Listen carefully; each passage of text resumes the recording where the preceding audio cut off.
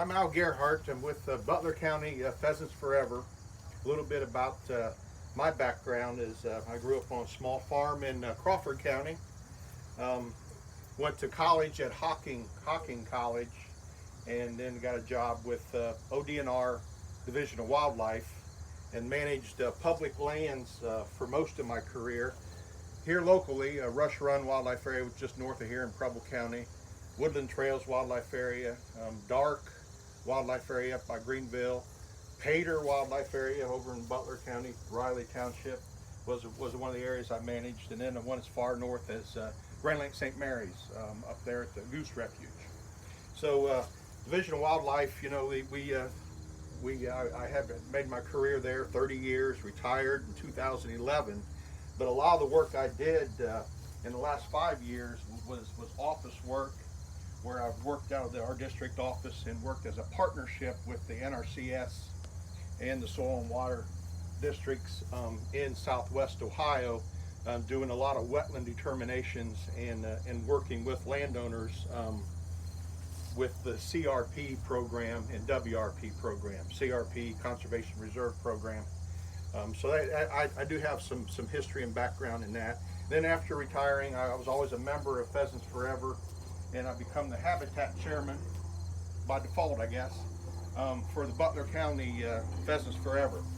And we have our own our own equipment. We're a non-profit organization that does habitat or conservation is our main goal.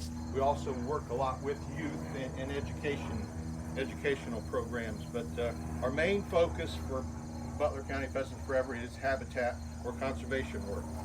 So we have a drill, no-till drill, and a small tractor that we go around and we plant pollinator plots. We help and assist landowners with CRP plantings and different practices, not just in Butler County, but we did a lot of work in Preble County, a little bit in Montgomery. We do quite a bit in Warren County as well. So we're listed as a contractor through the NRCS, and if a landowner doesn't have the means to plant the habitat, they can call us and we can give them technical assistance and also do the planting for them. Yep. What we did here is planted a buffer. I believe it was 40 feet along the western side of the plot here, and then we planted a clover fire break over here on this side, and I think it was 40 feet as well. We planted this a little bit heavy. It was actually what we call the CP33 mix, which has a lot of little blue stem side oats. I can't remember if it was there might have been a little bit of switchgrass in that mix, along with about 15 other wildflowers or forbs. Now what I did do, and what isn't in the mix, is I added sunflowers. I kind of did that for today, and it's a good thing because they are blooming, and they did real well. So I just threw some sunflowers in the seed mix in the warm season grass box, and seeded them throughout the prairie. And I'm surprised how well they did. I do that occasionally at landowners' request, but that is not in the mix, and those sunflowers will only be here for 1 year. Most of these programs are 10 years. The landowner signs up with the FSA for 10 years, and the CP33, it stands for Conservation Practice Number 33. Another real popular practice now is called the pollinator mix. We've done a lot of that last several years with grasses or without grasses. I prefer to throw little blue stem and side oats and maybe sand drop seed, maybe a little switchgrass in those mixes with the pollinators, because something's going to grow out there, and I'd rather have it the grasses than be weeds. So it helps take up that space. Throw a light seeding of grasses in there with your wildflowers. It takes several years to get them established. This one's doing fairly well for the first year. I just walking through there, seen a lot of partridge pea blooming, a lot of Illinois bundleflower. Those are both legumes. Of course, the sunflowers. I did see side oats. It's already headed out. and now the black-eyed Susan's starting to bloom. But there should be about 10 other species of wildflowers out there. I do have some brochures of what was in that grass mix, if you're real interested in it. Some of those wildflowers you won't see the first year. Some of them go through a stratification process, and they won't come up the first year because that seed is so hard. It has to go through that freezing and thawing over the winter, and they'll germinate next year. What I've been doing, and what a lot of, especially for the Butler County Park District, is doing a lot of frost seeding for Three Valley Trust. I also did some plantings for Three Valley Trust over in Oxford, and they have me out there in the wintertime doing frost seeding, because it goes through that stratification process, and you'll get better germination in the springtime. But you really don't want to plant it much past when you're planting corn. You want to get that in the ground so it gets some moisture. Around June 15th this year was about the latest I planted. I like to get done by the end of May, but that doesn't always happen. And then again, we can start planting again after a good killing frost around the first part of November, or a little bit after that. And that, whatever you plant in the fall or in the winter, it's not going to come up until the temperatures get warm in the spring, usually May. Another good time to plant and to get ahead of the weeds is late May. About as late as you can in late May, and you do a herbicide application right before you plant. Sometimes you want to do a herbicide application in the fall, early spring, or in the fall, right before you plant, like in mid-May. Get ahead of those weeds, get that seed out there, and it pops right out of the ground. And because once you actually plant that, there's not a whole lot of weed control you can do with herbicide, because you got grasses and you got forbs or broadleafs in there. So there's not a whole lot of herbicides you can use to control the weeds. What we do is tell landowners, do your spot spraying to kill thistle and Johnson grass, or you can do a maintenance mow. A lot of times the foxtail will come up, and you can clip it off above your planting. Clip it off about 6 inches, 6 to 8 inches. Sometimes they recommend even 12 inches high, where you're not actually mowing what you planted, wildflowers and pollinators, but you're clipping off that seed head. And you kind of want to wait till it gets in that last stage of before it makes a viable seed to mow it, so that way it's done all the growing it wants to do, and it's trying to produce that seed head, and clip it off, and it won't come back near as quickly or as aggressive as if you mow it when it's short or younger. So I just come out here today to answer any questions that you may have, and to tell you a little bit about Pheasants Forever. You say, well, why did you guys choose Pheasants Forever? We've really never had pheasants in Butler County, and that's true. We probably never will. We're also what we call a Quail Forever a club as well. Pheasants Forever, Quail Forever, but I do say Pheasants Forever more often.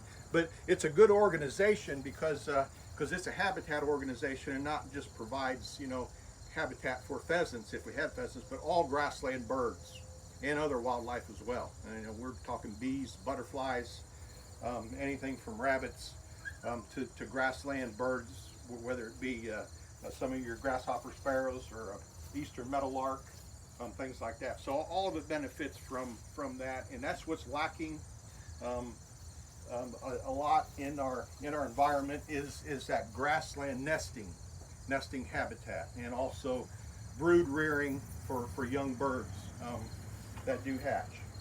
And Pheasants Forever allows us, we're like I said, we're a nonprofit, allows us to keep all the money that we raise here locally, and we can do what we want with it as a chapter or as members. The only thing we have to give to national is the membership fee. So when we have a banquet, part of that banquet is a membership fee. That goes to nationals. Everything else they allow us to keep. Of course, they want us to participate in their national programs, and we do donate money towards the national programs as well, but we don't have to. So that's one good thing about Pheasants Forever and how they run their organization. There's a lot of other conservation organizations out there that pretty much they give you a budget, then you have your banquet, and any proceeds from that you have to give to national, and then you apply for grants to get that money to come back. Well, that's not the case with Pheasants Forever. They do allow, and it seems to be working really well. There's 20 some chapters in Ohio, and of course we're just one of those 20. There's also a state Pheasants Forever chapter. We just had a state meeting a few weeks ago. There are 14 full-time employees with Pheasants Forever in Ohio, and Renee Buck is the biologist that works out of this office here, the Soil and Water Office, or the NRCS and FSA office. She helps write the conservation plans for the different practices that the landowners sign up for through CRP, through EQIP, and the different programs that FSA and NRCS provide. So that kind of covers what we do. You know, I do provide a lot of technical assistance to landowners, and like I said, we have a no-till drill, and it's designed to plant that fluffy seed.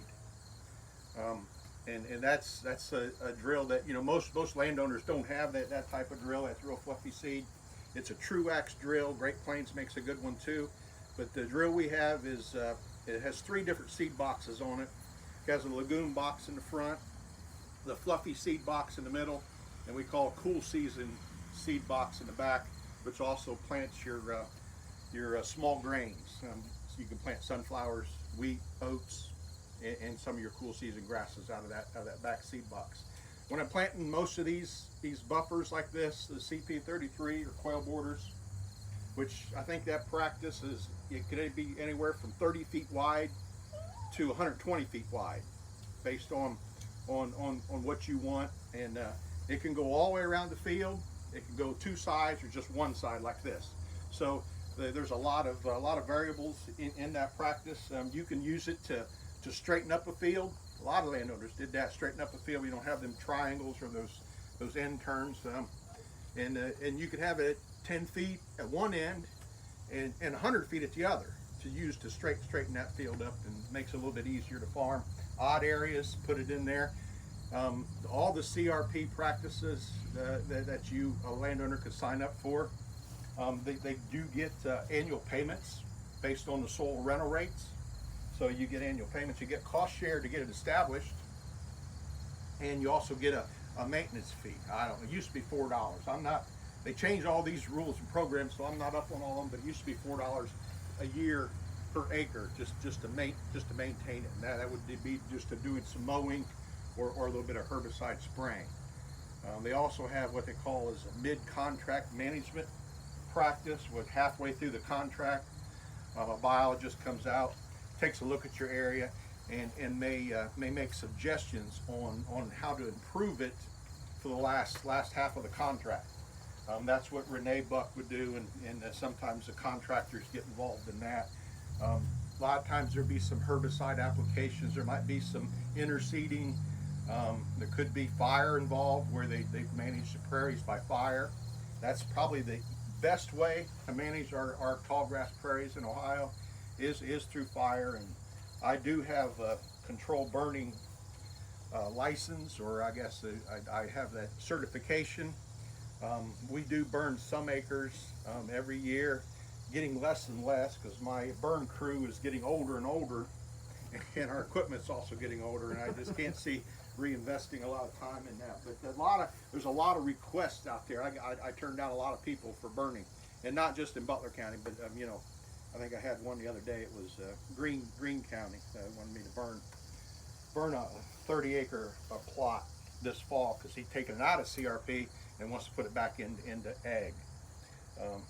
I told him, well, that's kind of not what we're a conservation organization. We want to do the opposite. We want to take agricultural ground that's not real productive and turn it into wildlife habitat. But the CRP programs, all of them, you have to have cropping history. Now there's some other programs through EQIP where you can sign up where you don't get actual cost share per acre each year, but you can get cost share to get the project done through EQIP. But for the CRP programs, you have to have cropping history, and I think it has to be cropped 4 out of the last 6 years. to be eligible for that. You have to at least own the property for at least a year. There probably are exceptions, and some of these rules may have changed since the last time I looked at all this up, but lost my train of thought there. But yeah, you have to have that cropping history, and what we like to plant is come in after soybeans. So that's the best way. No herbicide application is needed. So after the farmer plants that soybeans for the last year is a great time to come in and plant these CRP practices like the 33 buffer or the pollinator plots. Not much herbicide is required after soybeans. You just plant them. We no-till. We don't usually work the ground at all. Like Brady was saying, anytime you go out and till the ground, you're just disturbing that soil, and you're just aggravating your weed problems. Usually ragweed, common ragweed, foxtail. I see a lot of barnyard grass here as well, and of course that Johnson grass. But yeah, we do a little bit of the less soil disturbance you do, the better off you'll be. And we usually use the no-till drill to come in right after soybeans. You could spray some Roundup, glyphosate if need be, if it's a late spring planting and you do have some weed competition coming on. But anytime you use 2,4-D, we always recommend you wait about 2 weeks before you plant, because that 2,4-D can deter the germination a little bit in some of those wildflowers. So any questions? I'll be here throughout the morning. Maybe we're gonna walk or do a little bit of a tour or walk later or anything. I didn't plan on going down there. We can certainly go down there. Okay. If anybody has any questions about the buffer strip over there, quail border, CP33 practice, whatever you want to call it, just let me know. But there's definitely, you can really see there's a good year for Illinois bundleflower and partridge pea. And then I see the black-eyed Susan's really coming on right now, and the side oats is pretty easily identified when it's seeded out like it is right now. I didn't really look in there, but there should be a lot of little bluegrass as well. I think you did a little bit of herbicide to take care of the Johnson grass, right? Yes. So believe it or not, I did spray that with clethodim. Okay. But I mean, that was like 2 months ago. It needs it again. Yeah. But with the sunflowers being there, it's hard to get through. I was gonna wait till they're done. Right. All right. So any questions for me or my organization, Butler County Pheasants Forever? Right. What's the membership fee? Membership is $35 a year, and that you get a magazine. You know, it's a conservation magazine, so there's a lot of hunting. There's also articles in there about habitat, but a lot of hunting articles as well, bird dogs and such. And you can be a Pheasants Forever or Quail Forever. It's the same organization. You just get one or the other magazine. One more concentrates on quail, the other more concentrates on pheasants. Do the wildflowers ever overtake all the weeds so that you don't have to spray? 'Cause I feel like that Yeah, hurts the pollinators. yeah. The grasses and pollinators take several years to develop, and you'll get less and less annual weeds each year. So the foxtail pretty much shows up the first year, and a lot of times ragweed too. The second year you won't have that much of those two species, but you'll still have like, you know, Johnson grass or thistle or something like that if you don't take control of those. And mare's tail is another one that has a real bad problem. If you do a small plot, you know, you can go out there mechanically. You can pull them. You can pull a lot of those weeds or spot spray. But yeah, it takes time to develop. And in the first year, especially the prairie grasses, the first year they grow more underground than they do above ground. So the root system gets established first, and that helps later on to control those weeds. If you can get a fire in there after about 2 years, when you got enough biomass to carry a fire through there, and after that fire, you might have some thistle come back, but usually you won't have any weeds, and it just increases the grass stand. Yeah, the grass stand. I mean, that's how prairies are managed, and they just love that fire. But it's not easy to do in the landscape today. You have to be real careful, and you know, landowners can actually burn on them by themselves, but you have to have a certified burn boss come in. You know, you couldn't just have your neighbor come over and burn it. Legally, you have to have a permit from the EPA. You have to have a waiver from Ohio Division of Forestry, and you're supposed to have at least 2 people on the burn crew that's certified. Yes, Butch. May I interject? Sure. I've been working with them, I don't know, 7, 8, 10, 5 years, and been putting the native warm season grasses back. My fence rows and creek beds where I've physically dug out all the honeysuckle, and he's right. After about 3 or 4 years, I'm now getting a recognizable stand of the grasses. I just need to know when to go in and get rid of the cool seasons, keep them segregated, that's bad word, from the warm seasons. But it's coming. Yeah. And there's a big push now in around Hills. I heard somebody here's from Hillsboro. Yep. Around Hillsboro area, put some warm season grasses stands out there for cattle, for grazing for cattle, and do a pasture rotation. They actually prefer that type of forage in the summertime when it's hot like this. You can graze it in July, June, July, and August. And you can't graze it real low like you do the cool season grasses. Usually it's down to about 8 inches. But kind of represents what the buffalo used to do on the plains years ago. But the cattle really like it. It's high in protein, and that time of year there's better food value in that warm season grass than there is in the cool season grasses. So you use your cool season grasses in the spring, rotate your cattle to that warm season grasses in the middle of the summer, and then go back to the cool season grasses in the fall. The bad thing is you almost have to take your land out of production for a couple years to get those grasses established, and that's hard these days for farmers to set that ground aside for 2 years to get something like that established. But once you do, it does a real good job. Yeah. That individual, it was coming out of CRP. Okay. And so that's how they transitioned over. Yeah, that'd work great, wouldn't it? Yeah.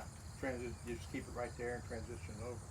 Yeah, but there's a full-time biologist down there that's working with the paid Pheasants Forever biologist that's working with landowners for grazing projects. And yeah. Any other questions? Well, great. Good to see everybody here. Beautiful day. Thanks, Frank. Thank you.